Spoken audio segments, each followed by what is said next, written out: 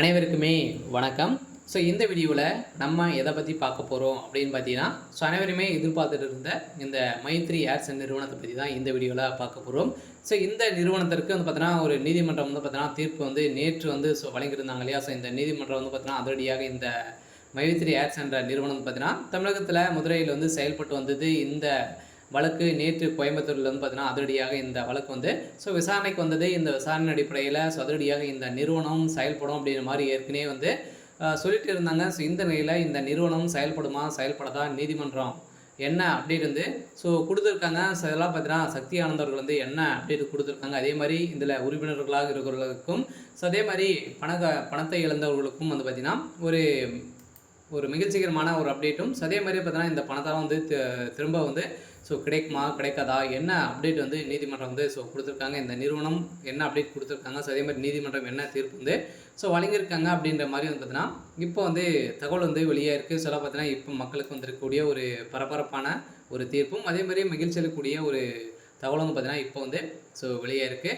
இதை பற்றி இந்த வீடியோவில் நம்ம முழுமையாக பார்க்கலாம். அதுக்கு முன்னாடி நம்ம சேனலுக்கு வந்து இப்போ தான் நீங்கள் முதல் முறையாக வந்திருக்கீங்க அப்படின்னா மறக்காமல் நம்மளுடைய சேனலை சப்ஸ்கிரைப் பண்ணி சப்போர்ட் பண்ணுங்கள். வாங்க வீடியோக்குள்ளே போகலாம்.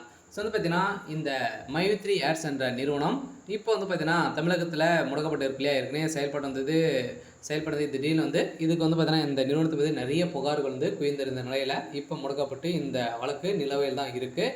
இந்த வழக்கு நேற்று கோவையில் விசாரணைக்கு வந்தது. இதில் வந்து பார்த்தீங்கன்னா ஆஜரான சக்தி ஆனந்த் அவர்களும் பார்த்தீங்கன்னா அதிரடியாக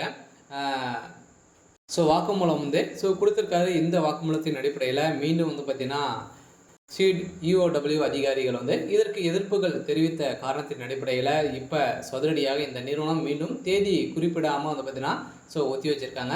இந்த விளம்பரங்களை பார்ப்பதன் மூலமாக வந்து பார்த்தீங்கன்னா செய்வதற்கு நிலையான வருமானத்தை வழங்கும் அதன் செயல்களில் வந்து பார்த்தீங்கன்னா பணம் செலுத்தி உறுப்பினர்களாக மாற்றி முதலீட்டாளர்களிடமிருந்து நிறுவனம் பல கோடிகளை வந்து வசூலிப்பதாக வந்து கூறப்பட்டு வருகிறது.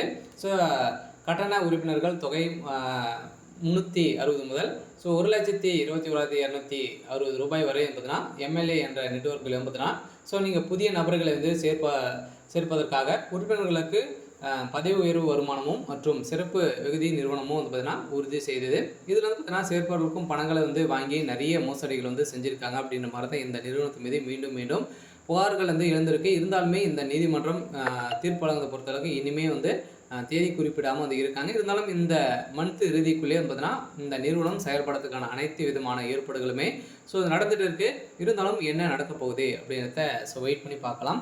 இது மாதிரி செய்திகளை தெரிஞ்சுக்கணும் அப்படின்னா மறக்காமல் நம்மளுடைய சேனலை சப்ஸ்கிரைப் பண்ணி சப்போர்ட் பண்ணுங்கள். தேங்க்யூ.